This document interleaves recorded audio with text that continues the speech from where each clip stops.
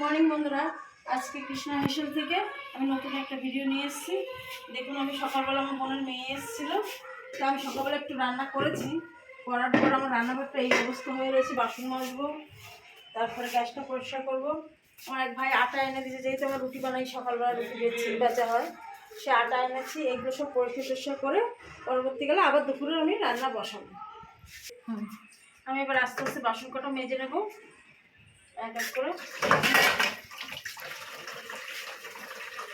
আমি এখন রান্না করতে এসেছি। মোটামুটি তরকারিটাও কেটে নিয়েছি। লতি দিয়ে, ঝিঙে দিয়ে, বেগুন দিয়ে আর চিংড়ি মাছ দিয়ে করবো। মাছটা ভাজা করব, কুমড়ো ভাজা।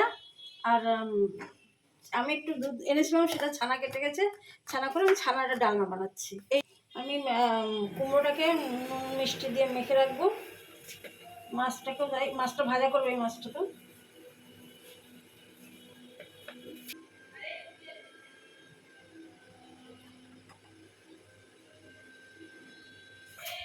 কালকে আমাদের অনেক কিছু খাওয়া হয়েছে।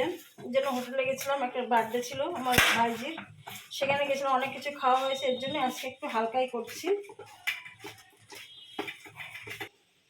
আমি এইটা ছানাটা এবার আমি মেখে নেব। নুন দিলাম, সামান্য একটু সুজি দেব। সুজিটা দিলে পরে এটা বড়াটা ভালো হয়। খুব বেশি মিষ্টি দেব না, কারণ বড়া তো। এটা দিলাম, আর এটার মধ্যে আমি একটু চিনি দিয়ে রাখলাম। বসিয়ে দিয়েছি, দেখুন আমি জল বেরিয়েছে, একটু ঝিঙে দিয়েছি, আর বেগুনটা ভেজে রেখেছি। একটু পরে দেবো বেগুনটা। যে গরম, রান্না করা খুব অসুবিধা হয়ে গেছে, তাও করতে হবে, খাবার তো এটা করতেই হবে আমাদের। রান্নার জন্য আলুটা দিয়ে দিচ্ছি। মশলাটা কষানো হয়ে গেছে, আর ভাজাটা আমি ভেজে নিয়েছি। দেখুন আমার বড়াগুলো হয়ে গেছে। এবার আলুটা বড়াটা দিয়ে দিচ্ছি। আমার এবার রান্না শেষ।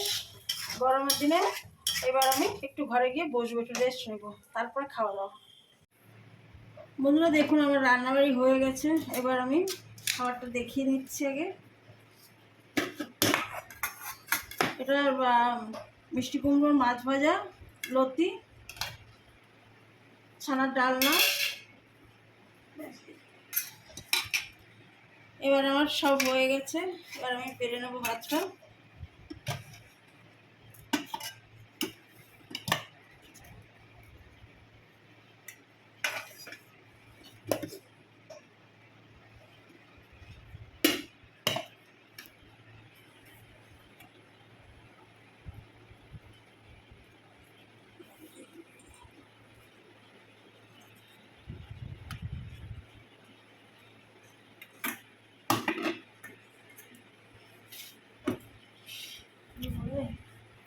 দেখুন আমার খাবার বাড়া হয়ে গেছে।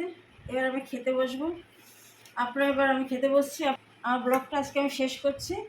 আপনারা তখন লাইক, সাবস্ক্রাইব, শেয়ার, কমেন্ট করবেন।